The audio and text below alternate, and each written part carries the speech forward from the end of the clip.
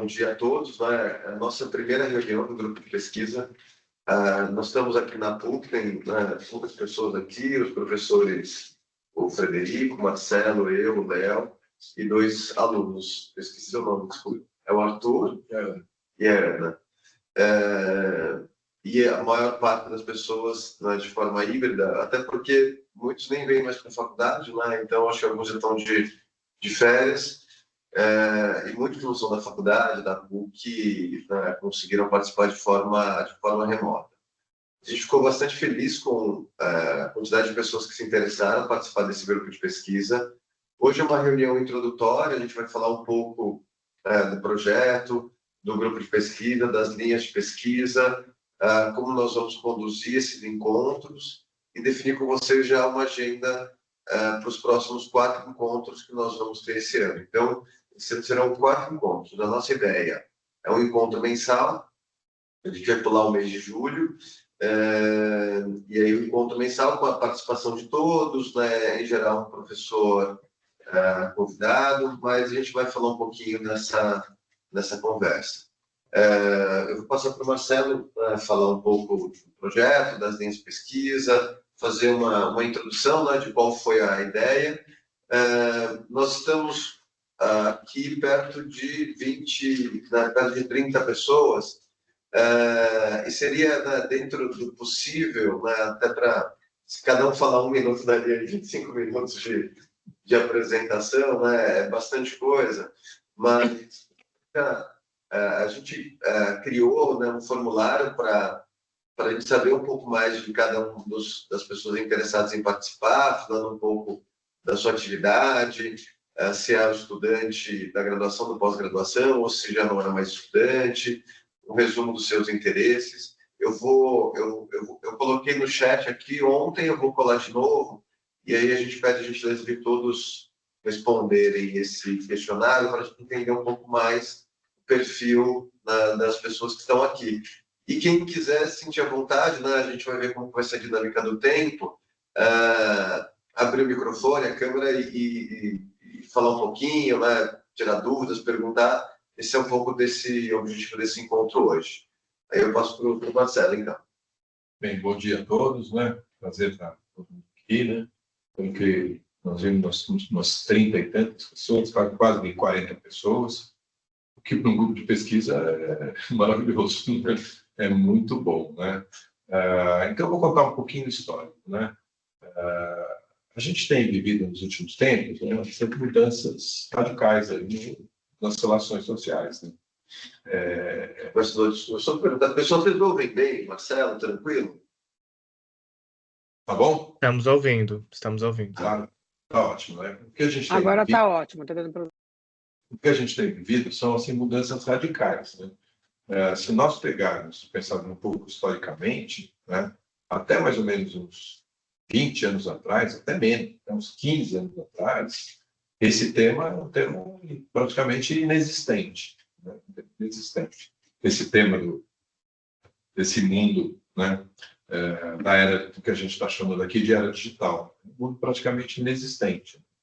E aqui tem uma característica desse universo da era digital, que eu vou aproveitar para comentar, que, em certo sentido, muitos alunos sabem mais do que os professores, porque os alunos já nasceram nesse mundo.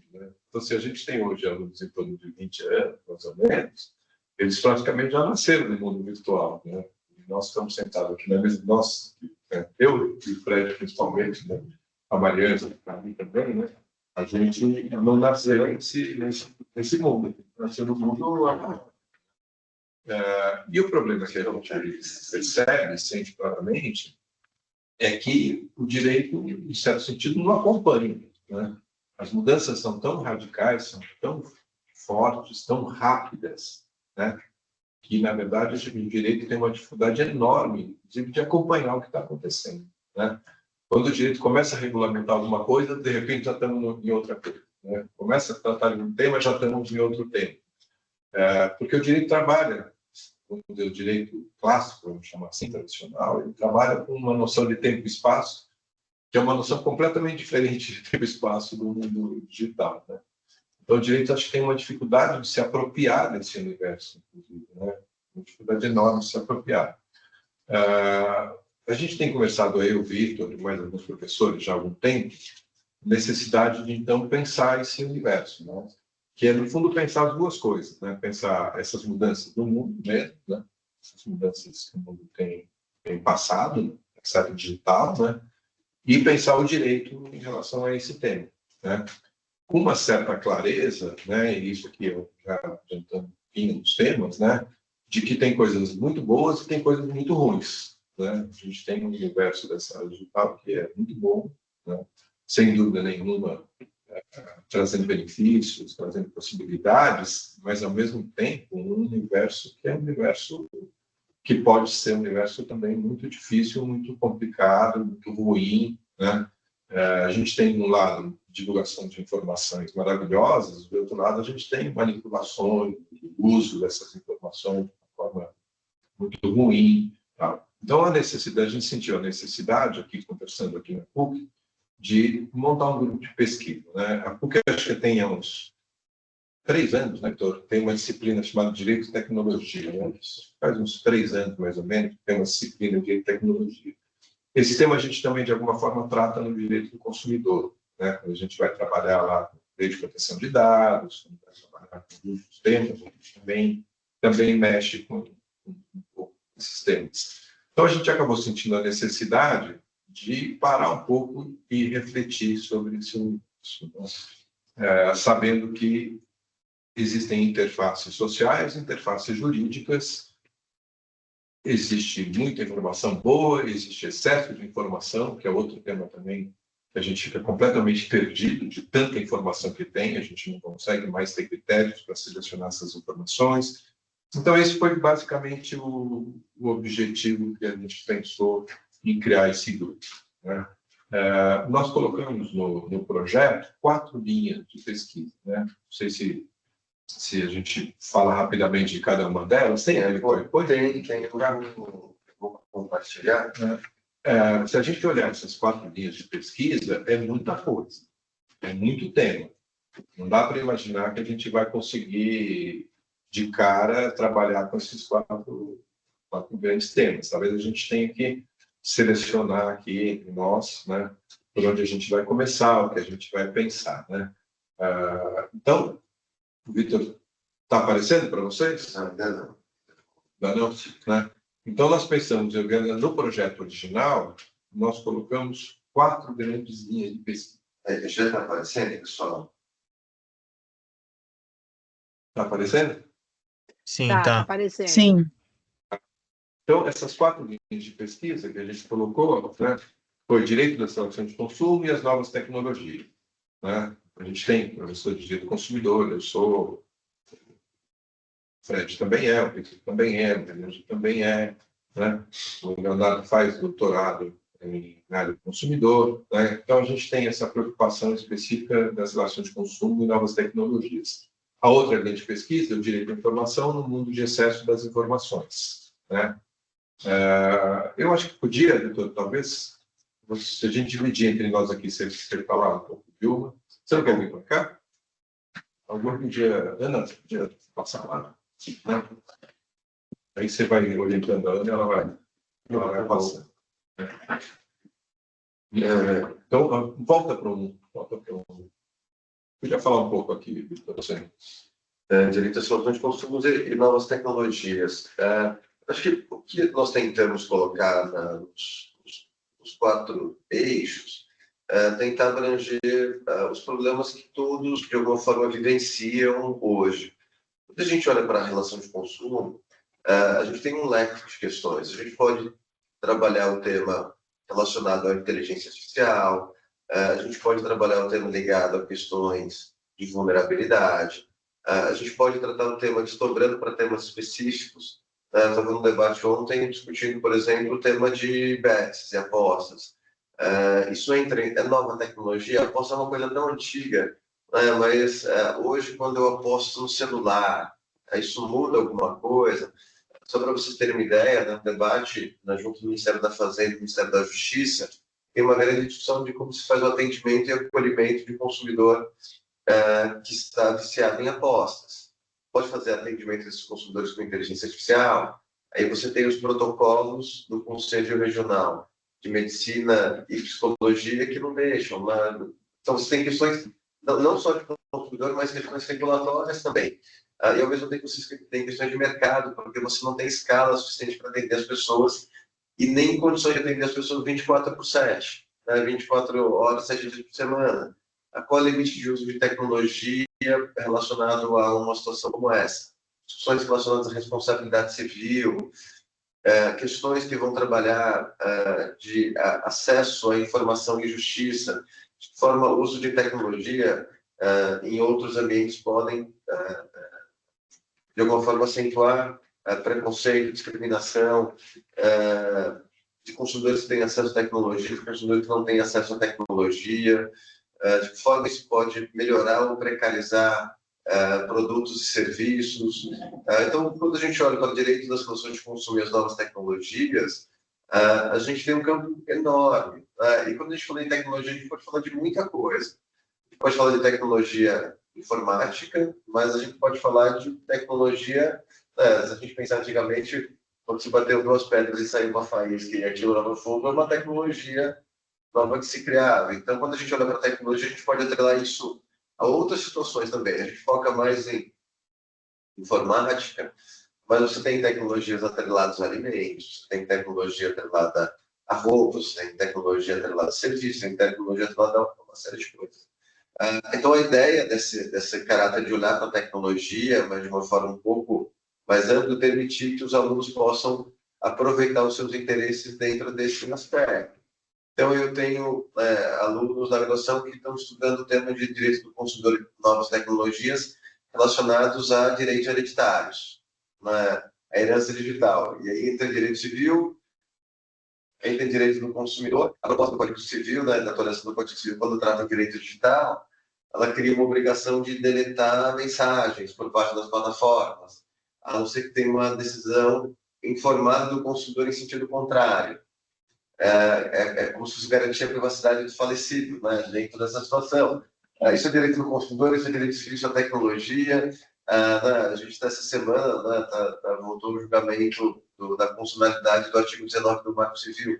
Enfim, é mais para dar uma visão geral, né, das possibilidades que a gente pode trazer. A responsabilidade, a atualização do Código Civil, ela traz o direito do avatar como um direito de personalidade, né? Então, eu falo o seguinte, olha, a forma em que eu me reconheço, né, e como eu uso, né, meu perfil na internet, meu pseudônimo e todos os aspectos da minha personalidade, eles são protegidos.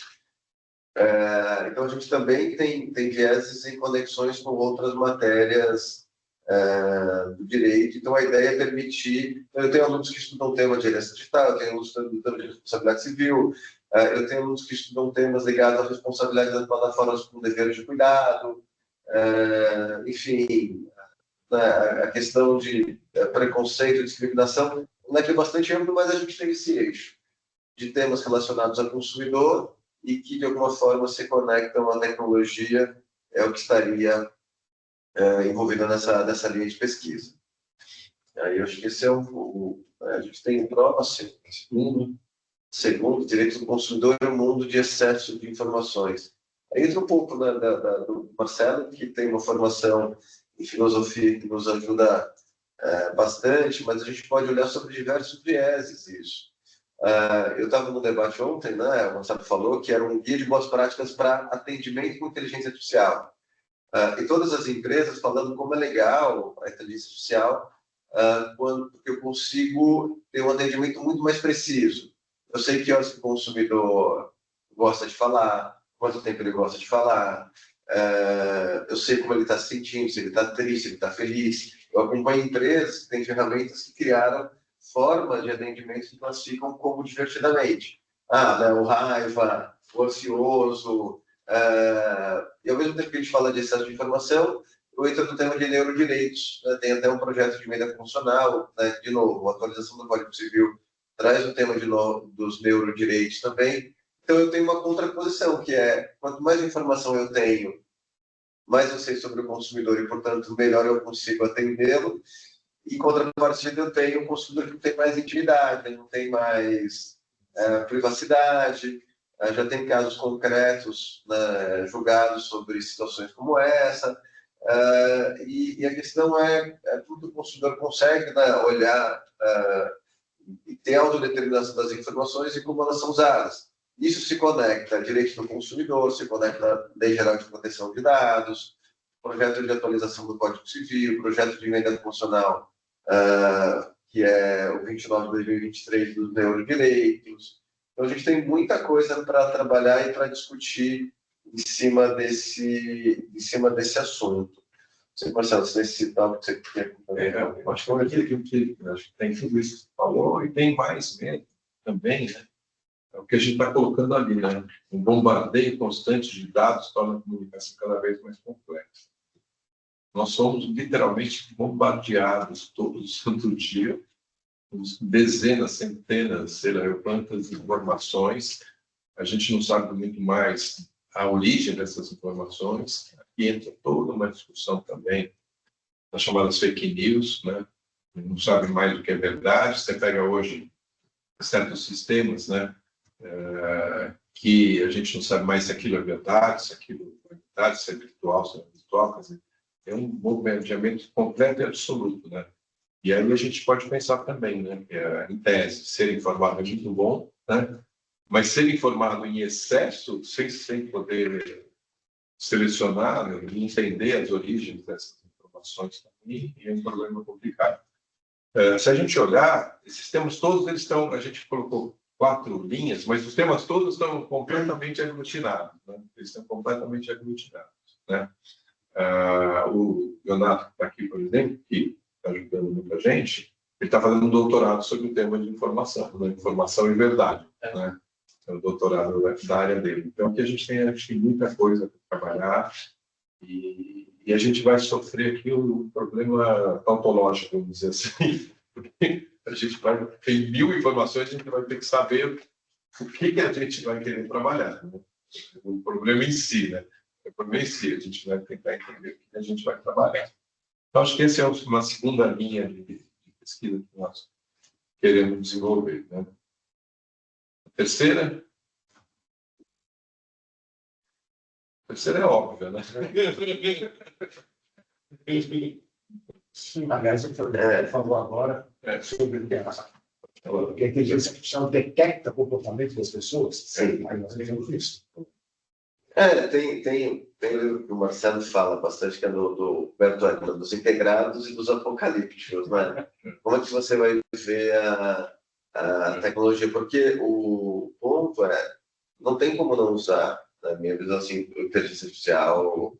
A discussão qual é o limite? E até que ponto esse limite é um direito de escolha do consumidor e para analisar uma capacidade de escolha do fornecedor. Por exemplo, o Fred me ligou, vou fazer um atendimento. Eu sei o perfil do Fred.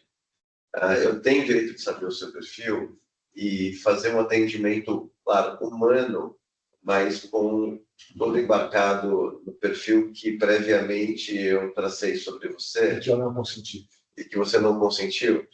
E aí a gente mistura, né, direito do consumidor e a Lei Geral de Proteção de Dados. Porque o consentimento, ele é só uma das bases legais da Lei Geral de Proteção de Dados. O consumidor não precisa consentir para tudo, né, sobre o aspecto legal. Eu posso usar os seus dados para cumprimento de obrigação contratual, então, eventualmente, exposando no contrato. Eu posso usar a partir da teoria do legítimo interesse, que é legítimo interesse do fornecedor, como diz a lei. A gente pode discutir se tem uma incompatibilidade ou não com o direito do consumidor, mas análise de emoções, até misturando assuntos, né, para quem estuda direito do trabalho, né, o que iria entrar em vigor agora, que ficou para o ano que vem, que é a NR1 do direito do trabalho, que é a obrigação das empresas de fazer análise constante da situação emocional do seu colaborador. Ela abre esse leque como eu, como empresa, né, como empregador, vou analisar a condição socioemocional dos meus colaboradores. E aí você tem empresas oferecendo tecnologia para isso. né, que é a inteligência artificial emocional, né, que nós vamos chamar de inteligência artificial emocional. E a acurácia dessas ferramentas, ela é acima de 90%. Então, elas acertam muito, né, em termos de como as pessoas estão sentindo. Claro, a gente olha, limites éticos, a gente vai, né, a gente fala uma coisa, né, a gente teve na PUC. Pode usar inteligência artificial, mas será que eu posso acentuar discriminação entre os alunos de quem tem acesso à tecnologia e de quem não tem? É uma questão que pode acentuar diferenças sociais, diferenças econômicas, vai andar mais rápido, ou, né, eu posso olhar sobre o aspecto negativo, né, de se vai diminuir ou não a aprendizagem, tem ferramentas, né, até de recrutamento que aumentam vieses, enfim, acho que tem muita coisa para colocar, precisa informar, não precisa informar. A primeira discussão que teve, né, de publicidade foi o caso do Conar, na campanha da NCG, né, e da Volkswagen. O entendimento do Conar é que não precisa informar o consumidor que a campanha foi feita com o IA, porque se entendeu que naquele caso não tinha risco de lesão ao consumidor, né, ou nem tampouco enganosidade. Mas se falou que o princípio que deve prevalecer é o princípio da informação. Pegando até o caso do Oscar, usou a inteligência artificial para ajustar o sotaque dos artistas. Então, o filme queria um sotaque muito específico daquela região. Eu preciso informar que eu modifiquei o sotaque. Quando a gente vai olhar dos influenciadores digitais, hoje o Conar entende que influenciador digital de imagem, né, quando vem de beleza, não pode usar filtro. Ou se informar tem que garantir que o consumidor saiba que aquele, né, homem ou mulher que está falando que, né, tem aquele rosto, aquele corpo, conta de produto A, B ou C, está sendo verdadeiro na comunicação. Mas a gente falava do direito eleitoral, nas últimas eleições se proibiu o deepfake de pessoas viva, morta ou inexistente. Tem muito influenciador, né? Agora, nessa semana, não sei quem acompanha, tem uma super influenciadora digital que é a Marisa Maio, né? Que está fazendo um baita sucesso, que é um personagem, né, criado por inteligência artificial, não existe. Tem gente namorando com ferramentas, tem gente fazendo terapia com o ChatGPT.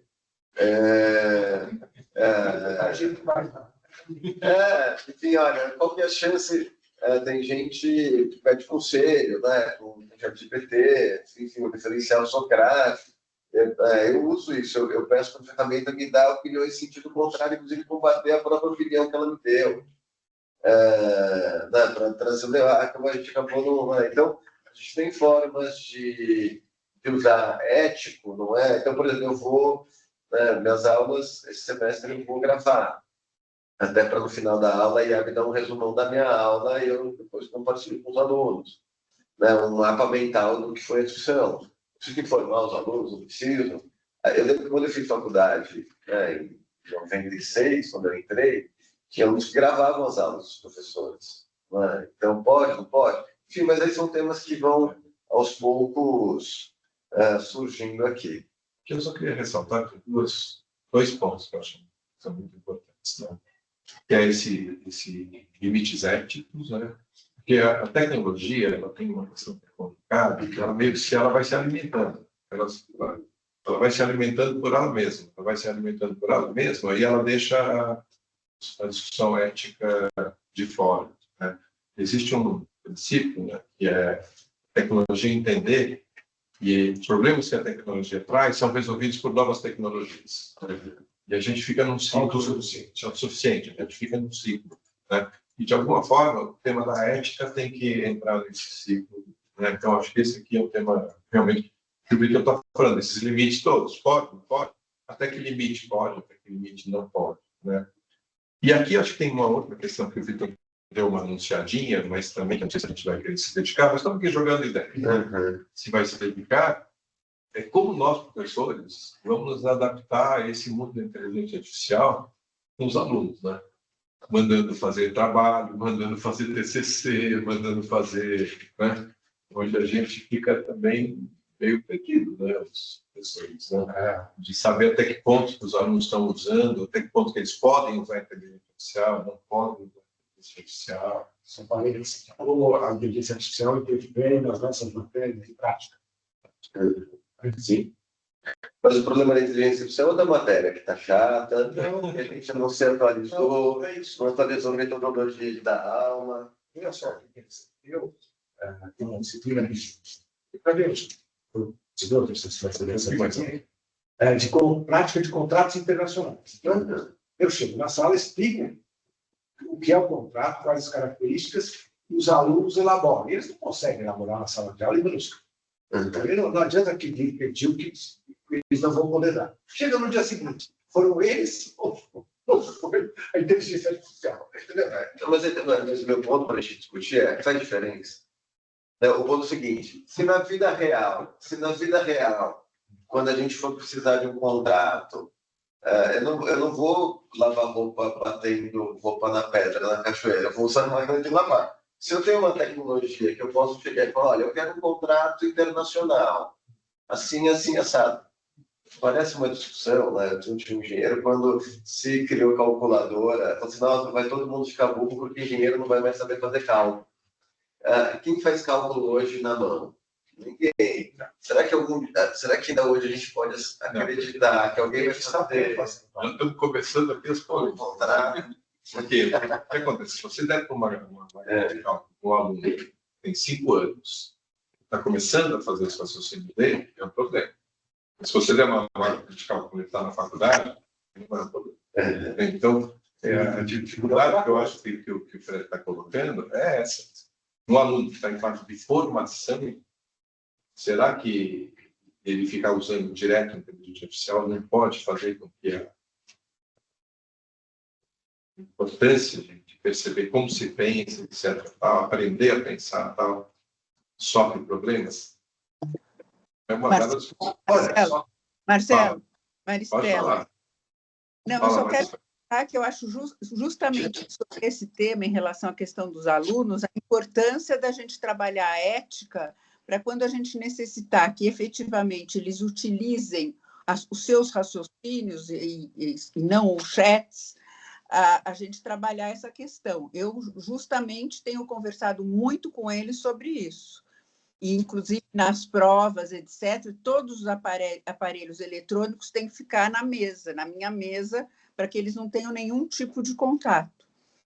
Esse é o problema, é uma bela polêmica, né? Que a gente pode estudar. Pode estudar, mas eu acho que é importante, eu falo para os alunos o seguinte, olha, você pode até fazer pela inteligência artificial, mas se um dia, por exemplo, você se candidatar a uma vaga no escritório, o escritório fala, escreve aí a mão, porque a mão escreve. Né? Tá? Lembra da caneta? Faça um contrato à mão X, o cara não vai saber fazer. Mas o que o Vitor vai te responder é outra coisa. Esse escritório está declarado. Exatamente, o escritório está declarado. Não, mas considerando aí que o grupo é da faculdade. Só para mim. Agora, veja assim, você vai ter que Não, eu só queria dizer que no nosso grupo de inteligência artificial da faculdade, nós estamos estudando, né, Vitor? Nós já adotamos uma praxe que é a seguinte: é falar para o aluno, se você for dar um trabalho para fazer em casa, você já tem que considerar. Olha, quem for usar inteligência artificial, coloca o prompt antes, muito bem feito, para eu poder acompanhar o raciocínio de vocês. O que vocês estão perguntando, o que vocês querem saber, para ver se vocês estão indo no caminho certo. Eu acho que não dá mais para desconsiderar o uso da inteligência artificial. Nós temos que viver hoje o momento de hoje, e isso já é um fato. Né? Agora, o que a gente tem constatado é que, às vezes, a pesquisa é errada, a resposta vem errada, então isso já é um fato. Então, acho que nesse tema, nessa vertente aí do estudo, né, os limites éticos e tal, a gente não tem que considerar o corte, a gente tem que considerar a abertura do uso e como lapidar isso, né, esse uso por eles, por nós eventualmente, né, porque também só usando a gente vai conhecer direito as ferramentas, né? Mas eu acho bem interessante mesmo essa vertente. O Mário, e colocar no trabalho a fonte, que isso que a gente aprendeu no nosso curso. Eles, exatamente. Colocar que utilizou o ChatGPT. Mas a ideia, só para deixar claro, dessa linha de pesquisa em específico, é não só verificar qual que seria um limite ético, mas questionar o próprio fundamento desse limite ético. Então, é dar também um passo atrás e observar se esse fundamento que está sendo adotado para esse limite faz sentido com o avanço tecnológico e o próprio avanço social que vai acontecendo conforme a tecnologia é utilizada. Foi um baque o Google, assim como foi um baque a tecnologia, dentre outras ferramentas. A ideia é essa, é observar como isso vai sendo aplicado e como vai a regulação e se isso atende ou não a ideia que se tem, tanto seja para a educação quanto para a aplicação no mercado de consumo. Eu só queria fazer um claro, que é o seguinte, eu confesso que eu sou um analfabeto digital, né? Mas eu vejo muitas vezes tensões de grandes fornecedores. Eu não vejo inteligência artificial, eu vejo a burrice e a negligência artificial. Natural, né? Corrente natural. Fico um pouco com o pé atrás. Bem, esse tema é bem polêmico, vocês já perceberam, né? Bem polêmico, né? E a última linha de pesquisa, né, é os benefícios e riscos das novas tecnologias da era digital no contexto da construção histórica dos direitos humanos. A ideia aqui é fazer um pouco aquilo que o Léo já começou a anunciar, né? É colocar esse tema nosso de era digital num contexto mais geral, né? No contexto mais geral. Que aí a gente consegue efetivamente talvez pensar benefícios e riscos, né? A gente tem benefícios claros e a gente tem riscos claros, né? Então a gente colocou aí o quadro, né? Investigaremos como as... Está difícil de ler aqui. Deixa eu só compartilhar, que acho que está longe. Você compartilhar. Agora vou. Investigaremos como as novas tecnologias impactam na contínua construção de direitos humanos, seja alterando conteúdos de direitos existentes, impulsionando novos direitos, ou até mesmo minando garantias tidas como sólidas. Então, a gente tem aqui toda a discussão de privacidade, a gente tem toda a discussão de intimidade, a gente tem toda a discussão do seu direito de manter uma certa integridade, uma certa identidade, né? E assim por diante. Então, essa linha de pesquisa é aquela linha que vai chamar sempre a nossa atenção para fazer esse passo, como eu estava falando, esse passo atrás, né? Ou seja, colocar esse mundo novo da era digital num universo um pouco mais amplo, pensando uma construção histórica de direitos humanos, né? Colocar essa questão como uma questão central, né? Não sei se alguém quer comentar esse último ponto, mas basicamente são essas 4 linhas. Como vocês podem perceber, 15 minutos aqui, a gente falou acho que uns 15 minutos, é tema de monte, é problema de monte e é polêmica de monte, é muita informação, ou seja, para mim já ficou claro aqui em 15, 20 minutos que a gente realmente tem que focar. A gente tem que focar o que a gente dentro disso vai começar a trabalhar. A gente não pode tirar a apresentação. Pode tirar. Acho que a gente podia falar nesse finalzinho um pouco da dinâmica, né, do funcionamento do grupo. Eu não sei se vocês estão online, alguém quer falar alguma coisa, fazer algum comentário, enfim, se apresentar, fiquem à vontade, alguma sugestão. Olá, boa tarde, é o Everton Anunciação aqui de Curitiba, da Universidade do Consumidor. Parabéns, Vitor, a todos vocês com a iniciativa. Conheci o Vitor lá na época de um século passado, na Brarec, faz a parte de atendimento. Legal a iniciativa, parabenizo. Eu sou um cara da tecnologia que tive que aprender a falar toda essa parte de consumo nos últimos 30 anos. E eu passo no mundo inteiro fazendo palestras, treinamentos, para o quê? Tentar fazer o cara de tecnologia entender a necessidade do consumidor, entender os decisores, para pensar o quê? O que é o cliente, o que é o cidadão, o que é o turista como um todo, as legislações envolvidas, tudo que envolve tecnologia e dados. O meu livro, que está fazendo sucesso no mundo inteiro hoje, Cientistas, Dados e Seus Demônios, fala exatamente um pouco disso que vocês estão falando, porque, no final das contas, eu vou dar meus dados desde que veja benefício na visão da empresa e na visão do cliente. E é isso que a gente tem discutido no mundo inteiro. Nossa, olha, eu vou dar... Tem aquele caso aí de São Paulo, o cara vendendo a Iris por 600 bitcoins para poder ver, nem sabe ainda o que vai dar no futuro. Então, a gente tenta, enquanto pesquisador tecnológico, entender a relação de consumo. E tem sido uma dor muito grande dizer assim, eu acabei de chegar de Portugal, eles não entendem, e as mesmas dores estão lá no Brasil, estão aqui. O cara de tecnologia não entende as partes da visão de vocês de consumo. E também a academia não está formando isso. Então ele vai lá, coloca um software e não vê o valor ético daquilo. Entrega lá para o marketing, mas também o marketing também não está tendo uma visão do pessoal do back-office. Então, esse nosso desafio que eu tenho entendido, e eu gostei muito da iniciativa de vocês, que é o quê? É como pensar a tecnologia, mas também trazer o pessoal da tecnologia, entender as dores de vocês, ou nós, enquanto consumidores, né? E também, eu falo que todo mundo tem que pensar a cabeça de marketing, também não dá para desrespeitar o poder de marketing.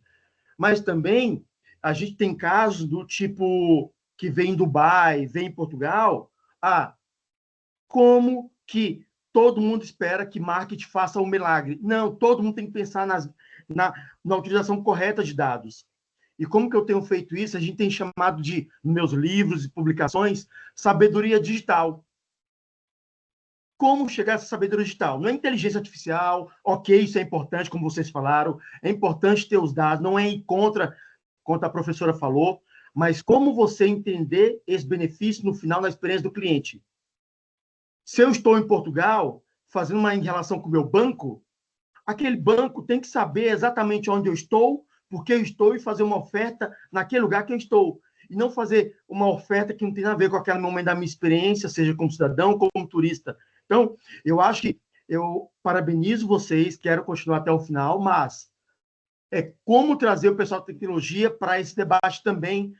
E quando eu falo de trazer, além das empresas, mas também trazer a academia, os cursos, os doutores de formação do pessoal da cadeira de ciência da computação, engenharia de software. Porque o que eu tenho, como estou entre os 10 influenciadores do mundo nessa área, eu vejo muito DevOps sem humildade. Muito ego, muito alto. Eles dizem, não preciso saber disso. Eu te entrego isso, eu te entrego isso, e a coisa resolve. Não, então, esse é meu comentário e parabéns. Eu acho que faz sentido mesmo ter gente de tecnologia juntos. Acho que o Enedino levantou a mão, Enedino? Olá, professores, boa tarde, tudo bem? Bom, Eu Enedino. queria falar rapidamente aqui. Primeiro, sem dúvida alguma, é um prazer estar compartilhando aqui nesse grupo de estudos, principalmente com os professores Marcelo Sodré e Vitor, grandes admiradores da academia, principalmente da área de direito do consumidor. Sou doutorando na Uninove e venho fazendo minhas pesquisas bem nessas linhas dos grupos de discussão. Sem dúvida alguma, aqui a nossa discussão, ela permeia um pouco desses impactos das novas tecnologias ao direito do consumidor, né? Que, enfim, cada vez mais se torna um item relevante aqui do nosso cotidiano. Mas a gente passa, de fato, por uma revolução tecnológica, né, que acaba redefinindo aqui, principalmente, as relações de consumo em diversos níveis. A professora Cláudia Lima Marques, da qual eu sou orientando dela, explora bastante isso nas aulas e nas próprias discussões em aula, né? Essa ascensão da inteligência artificial com a questão da internet das coisas, a gente não pode se esquecer da Big Data, dos algoritmos, vem transformando aí, interagindo, principalmente nessas questões de produtos e serviços, né? Eu gostaria, obviamente, se fosse possível, um dos pontos cruciais aqui para as nossas discussões é essa questão da assimetria de informações, né? Se antes ali o consumidor ele já se encontrava nessa posição de vulnerabilidade em relação ao fornecedor, essa complexidade das novas tecnologias aprofunda muito essa questão da disparidade, né? Um outro ponto, um outro desafio que eu trago à baila aqui na nossa discussão é a questão da proteção de dados, né? A própria LGPD, ela traz, sem dúvida alguma, um avanço extremamente significativo, né? Mas como aplicar isso, a questão da fiscalização, neste contexto das novas tecnologias, né? E, por fim, não menos importante, até o professor Vitor trouxe um pouco desse tema, esses modelos de negócio nas plataformas digitais e a própria questão da economia compartilhada, né? Ela acaba por borrar alguma dessas linhas tradicionais das relações de consumo, né? Quem que é o fornecedor de um serviço de transporte por aplicativo? É uma discussão bastante relevante aqui no nosso grupo, tá? Sem dúvida alguma, são alguns dos pontos aqui que eu gostaria de trazer nessa intersecção entre o direito e a tecnologia, e principalmente poder contribuir, e mais do que poder contribuir, absorver dos doutos professores uma discussão bastante fértil, e sem tirar aquele olhar atento aos consumidores, e principalmente nesse novo modelo de tecnologia. Obrigado, professor Vitor, obrigado, professor Marcelo, pela oportunidade, e vamos aos estudos. Obrigado, Virgílio. Mais alguém? Pessoal, primeiro, vi que a Cláudia levantou a mão aqui, mas vou seguir rapidamente. Me chamo Rafael Machado, eu sou aluno do doutorado aqui da PUC, com orientação do professor Nelson Neri, sou assistente aí do professor Vitor na graduação. Essa semana encerrou, né, o primeiro semestre aí, letivo, e fico super à disposição aí de apoiar, tenho total interesse no tema também. E eu acho que a gente vai ter que aprofundar bastante. Eu vejo que é uma discussão complexa e eu vejo que muitas vezes a gente acaba ficando muito na superficialidade desses debates. Eu espero aí que esse grupo de estudos que a gente consiga realmente aprofundar, não ficar só algo mais geral, mais teórico, tentar trazer realmente uma profundidade maior, com casos práticos. Tenho certeza que a gente vai ser muito produtivo aí para todo mundo. Muito obrigado. Cláudio.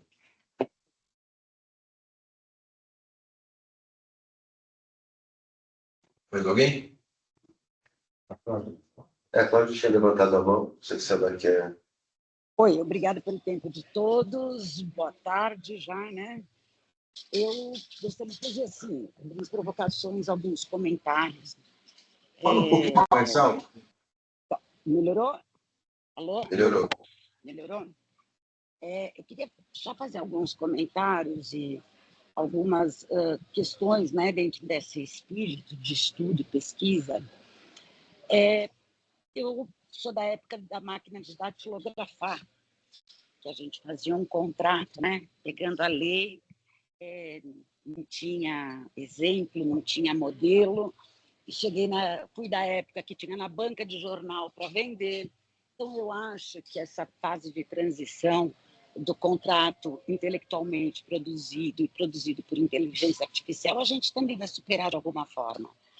A gente vai chegar, assim, num meio termo de ética, né, de como isso é produzido. Eu lembro uma das aulas do grupo mencionado pela Mariângela, onde se debateu muito, uma das questões, uma das construções que se fazia lá, até foi uma professora da GV, uma pesquisadora da GV, se eu não me engano, Vitor, que fez o levantamento. Qual é o tipo de inteligência que os grandes escritórios procuram hoje? É a pessoa que conhece tecnologia? É a pessoa que sabe fazer pesquisa? E eu lembro que ela comentou que os escritórios não interessa efetivamente o conteúdo, desculpa, o quanto ele sabe do externo, mas se ele sabe pesquisar ou não. Quem é o intelecto? Então, quem comentou, eu não sei quem foi exatamente, sobre as provinhas escritas, talvez esse seja o grande interesse, a prova sem tecnologia. O senhor sabe pesquisar? Porque os escritórios, né, mantêm ainda seus bancos de dados sem divulgação da inteligência artificial. Também revejo agora a possibilidade de um novo consumidor, um consumidor inteligente. Ele já não é mais uma parte fraca no sentido intelectual, porque ele tem acesso à inteligência. A perguntar, eu quero fazer isto, como é que eu peço isso da forma mais correta para eu obter o produto, o resultado que eu quero? Aliás, eu vejo crianças, às vezes, até mais inteligentes do que eu, né, num nível melhor que o meu, para Não, a senhora tem que pedir isso assim, porque senão vem assado lá no iFood. Então, eu vejo uma sociedade evoluindo, entre aspas, claro, mas eu não lembro exatamente quem foi, porque eu estou sem óculos, então eu vejo alguns nomes bem baixados. No sentido, a CAPES tem promovido curso entre seus pesquisadores, né, financiados pelo CNPq, onde tem engenheiros, onde tem advogados, professores, médicos, pesquisadores de todas as áreas, num esforço de ensinar a todos qual é a linguagem, né, tecnológica, como é que funciona a tecnologia para eu usar a linguagem correta. Até tive que aprender logaritmo, nem lembrava de logaritmo da escola, aliás, quis fazer direito porque eu não queria fazer matemática.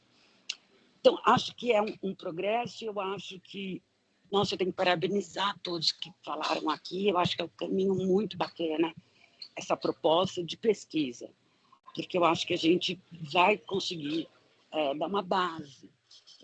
Vamos errar, vamos acertar, então eu queria parabenizar todos vocês que estão aqui se propondo, né, a estudar isso. Eram esses meus comentários. Obrigado, Tony. Mais algum comentário? Eu quero só saber, Marcelo, como que vai ser o trabalho desse grupo de pesquisa? Como que vai ser implementado isso? Porque Acho que esse é o próximo passo agora. Uma coisa, imaginei que era um grupo de professores e alunos da PUC. Eu estou vendo que é aberto ao público. Eu queria entender melhor. É aberto. A gente abriu para pessoas interessadas, entende? De outras. Eu acho que é importante hoje, né? Essa troca de informações. Essa troca de informações. Acho que é bem importante, né? Acho que a grande maioria vai ser da PUC mesmo, um grupo de estudos da PUC, né? Mas a gente pode convidar pessoas, né? Eu acho que tem algumas questões que eu acho que eu devo colocar rapidamente, né? Aqui nós estamos num grupo acadêmico. Isso é importante ficar claro, né? O que um grupo acadêmico faz? O grupo acadêmico produz ideias, né? Então, acho que a gente não vai ficar aqui discutindo coisas muito específicas. Um probleminha X, Y, Z, né? Não. A gente pode até discutir problemas específicos a título de exemplo, né? Então, não é para solucionar problemas específicos. Então, parece, como repercussão geral, com repercussão geral. Com repercussão geral. A gente está num grupo acadêmico que tem como objetivo básico refletir e produzir, né? Nós temos, eu e o Vitor, que estamos como coordenadores, obrigações lá grandes no CNPq de produzir, né? De produzir. Então, é importante todo mundo saber isso, né? Se a gente está nesse grupo aqui, é que nós estamos, de alguma forma, nos comprometendo a ter uma produção acadêmica a partir dos debates desse grupo aqui, né? E vincular essa produção ao grupo, né? Porque senão o grupo de pesquisa no CNPq não se sustenta. A gente tem que prestar contas de tempos em tempos, né? Da produção do grupo, etc. Aquelas formalidades todas que a gente sabe, né? Então, é um grupo acadêmico que tem a obrigação, de alguma forma, de refletir sobre o mundo que está acontecendo e, de alguma forma, produzir. Então, a gente pode, eventualmente, fazer um livro do próprio grupo, né? O próprio grupo, num certo momento, falar, vamos produzir um livro, né? Eu já aqui já pensei umas duas coisas aqui, que eu não vou nem falar agora, mas do que a gente vê desse debate aqui. Só que a gente tem um problema complicado, né? Dois, eu diria, né? O primeiro é como nós vamos nos organizar, que é a pergunta um pouco da Maristela, né? E o segundo problema é como que a gente vai focar, né?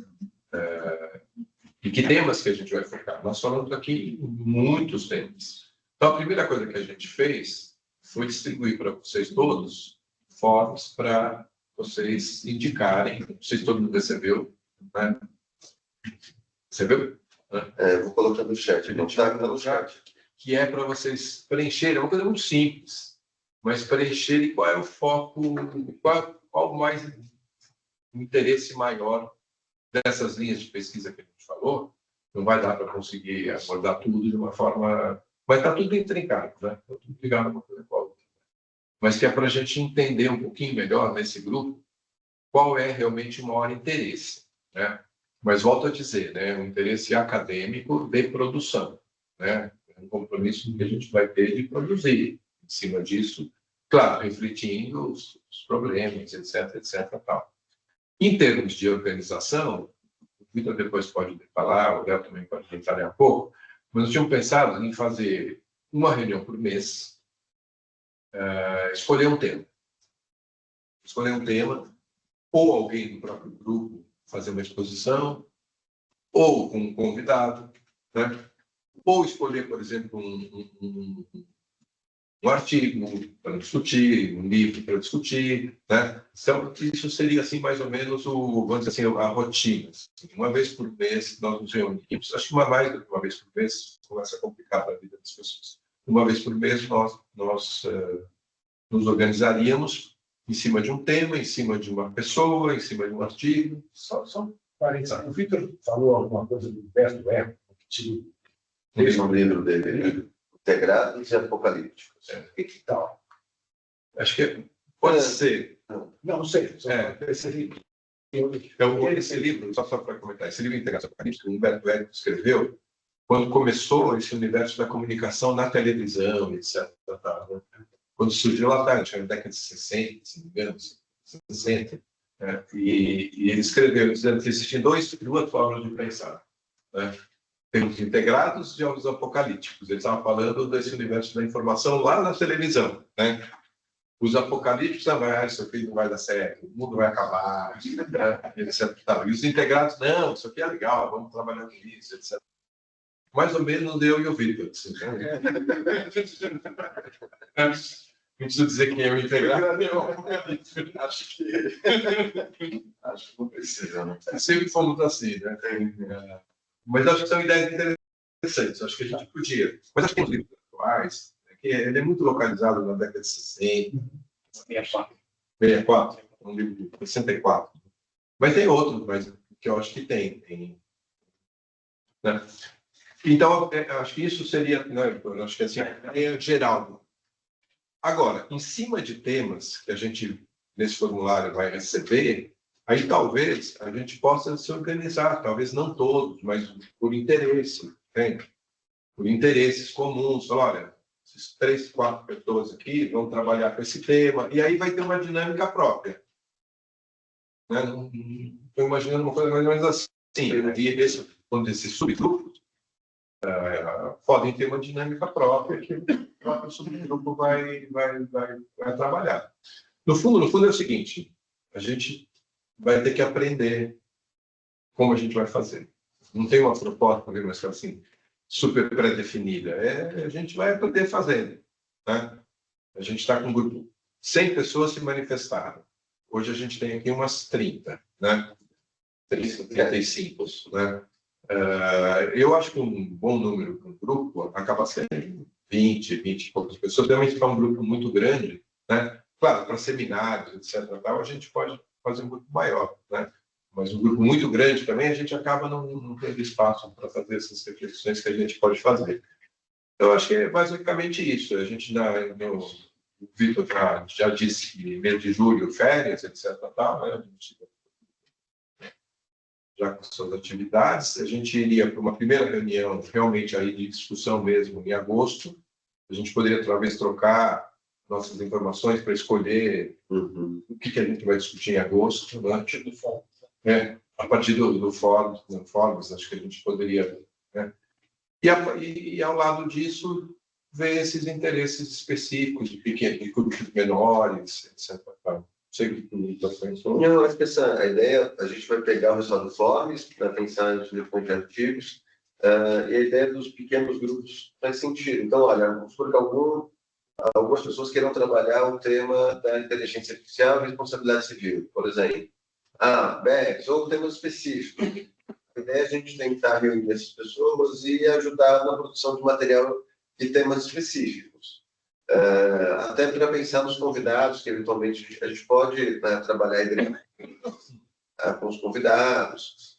mas a nossa expectativa é essa, né? A partir do Fórum, a gente pensa a próxima reunião, né? A partir de um texto, de um artigo, de um professor, para falar que pode ser alguém do nosso grupo ou alguém de fora, né? A gente vai pensar.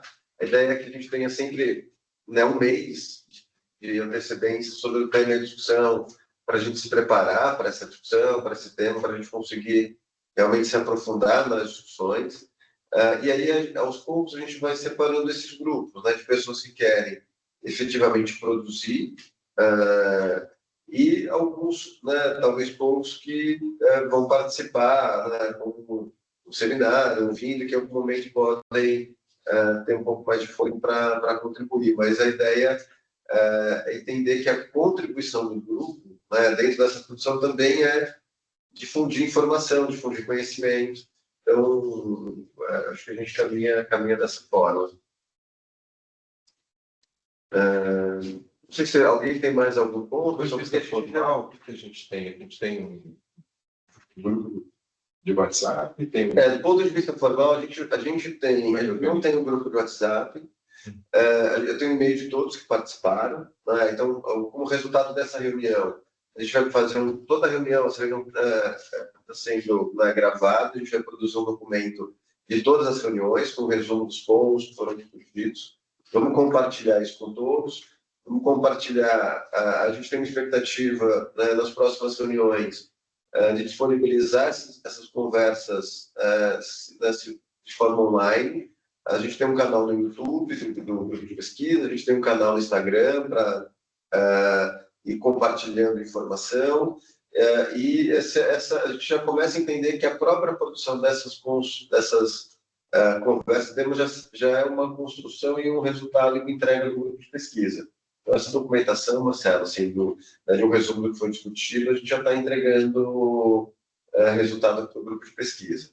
A ideia é difundir informação, né, da forma mais ampla possível. A gente tem um canal no YouTube e no Instagram, e a partir do momento que o grupo for caminhando e a gente for se organizando para a produção de material, escrever artigos, publicações, livros, etc., a gente vai olhando para isso também. E aí a PUC também tem alguns programas, né, de incentivo, de pesquisa, de produção de livro, tem recursos para isso. A ideia é que grupos estão um pouco mais organizados. A gente tem, né, além do PIPEC, tem o PIPAD, se não me engano, que você consegue ter recursos para publicação, bolsa. A gente tem que ficar atento, porque soltam os editais para publicação. Então, isso a gente vai ficar atento para conseguir, eventualmente, alguns desses editais e conseguir publicar livro. Acho que vai ser um trabalho interessante, além, claro, né, das revistas que a gente, né, acompanha, segue, a gente vai poder fazer isso de forma mais organizada também. Então, é isso, né? A ideia é, quem souber, alguém queira participar, fique à vontade para indicar. A gente tem um e-mail, né, eu vou passar todos, que é o isjutec@gmail.com, o e-mail que é redistribuído para mim, para o Léo. O Marcelo ainda não, mas por enquanto é só para mim. O Marcelo está excluído, mas se ele pedir, a gente avalia o pedido dele. Então tem um canal de e-mail, além, né, dos nossos telefones, que a gente compartilha também, fica super disponível para todos. Pessoal, alguém tem mais algum ponto? Senão a gente já está caminhando para o encerramento, né? Era uma primeira reunião de lançamento. Vou mandar aqui depois eu mando para todos, Cláudia, né? Eu vou mandar um e-mail para todo mundo que está aqui com o link, né, das redes sociais e as informações de contato, tá? Assim que acabar, eu já mando para todo mundo aqui. Eu acho que a gente, assim, tem que ter uma perspectiva realmente de produzir um livro. Tem que saber de quando, tal, a gente ainda não sabe. Nós vamos começar um ano do grupo, lançamento do livro. Então, a gente começando agora. Então, para o próximo semestre de 2026 é um lançamento. Então, a gente está falando de 8 reuniões. Serão 4 reuniões esse ano, 4 reuniões no primeiro semestre e o lançamento do livro. Tem que ter essa perspectiva de querer publicar a publicação de um livro ou de publicação de um livro. Marcelo, você está com a mão levantada? Você quer falar alguma coisa ainda? Eu estou com a mão levantada? É que eu estou no celular, não estou nem vendo. Não quero falar. Já baixei aqui. Só que você me inclua no grupo, porque eu fui excluída. Vossa Senhoria está sempre incluindo o grupo nos nossos corações. Beijo. Você não foi excluída, você não deve ter sido incluída por equívoco. Se eu não tivesse encontrado o Marcelo, eu nem saberia. Mas, graças a Deus, eu encontrei e eu estou aqui. Adorei a reunião. O destino não deixa eu ficar fora. A gente está aqui só para vocês saberem, nós estamos aqui em 7 pessoas, né? Está o Arthur, que é mestrando, a Ana, que é aluna de graduação, A professora de graduação também, né? Que é a graduação. Então, a gente tem professores, tem alunos de pós-graduação, tem alunos de graduação. Acho que realmente é isso. Nós estávamos dando uma olhada, e o Vitor, né, dos nomes, né, e é engraçado, porque a PUC tem um regimento sobre o de pesquisa, etc. Tal, né? E ele chama o seguinte, né, pesquisadores são basicamente os professores, e todos os outros são estudantes. Não coloca, engraçado, podia colocar um doutorando como pesquisador, né? Mas do ponto de vista de classificação, a gente coloca assim, então vamos ter que respeitar. Né? Então a gente está aqui 7, mais uns 20 e tantos, 30 online, e eu acho que a partir daqui a gente começa, talvez tenha alguns que não tenham conseguido participar, né? A gente ainda resgata esses. Alguns novos que vão vir também no próximo encontro. Que virão, mas também não vamos imaginar um grupo enorme também, porque senão a gente não consegue trabalhar. Sim. Trabalhar, tem que de alguma forma tomar mais cuidado. E de se acomodar um livro, não uma enciclopédia. E, então, é isso, né? A nossa ideia era fazer basicamente nesse horário. Entre meio-dia e 1h. Parece que para a gente que é bom. E é um dia, por exemplo, sexta-feira, é um dia que a gente passa todos na cidade. Fazer sexta-feira, entre umas 15 para meio-dia, assim que acaba a aula, até 1h. Eu acho que não atrapalha o almoço de ninguém, não atrapalha também em nenhum período. Né? Dá para fazer aula de manhã, dá para ter a tarde também para fazer as coisas. Então, a gente tinha pensado esse horário, para achar que esse horário é bom, e manter esse sistema híbrido. Quem puder vir pessoalmente vai ser ótimo, quem puder vir pessoalmente. Eu acho que é isso. Mais alguma coisa, doutor? Não, pessoal, também eu vou passar os contatos, né? Estou escrevendo aqui no chat. Qualquer coisa, estamos todos aqui à disposição. Obrigado pela participação de todos e até a próxima reunião. Nesse meio tempo, né, a gente vai definir um texto, o tema para a próxima reunião, e a gente informa para todos até o final do mês. E a data. E a data, né? E a data do próximo encontro. Mas a gente vai definir ou a primeira sexta-feira, ou a sexta-feira, a gente vai tentar definir uma data fixa, mas até o final desse mês a gente já encaminha todas as orientações para todos. Ok? Pessoal, obrigado. Então, Bom almoço a todos. Tchau, tchau. Muito obrigada, pessoal. Boa tarde. Obrigado, tchau, tchau. Obrigada. Tchau, tchau.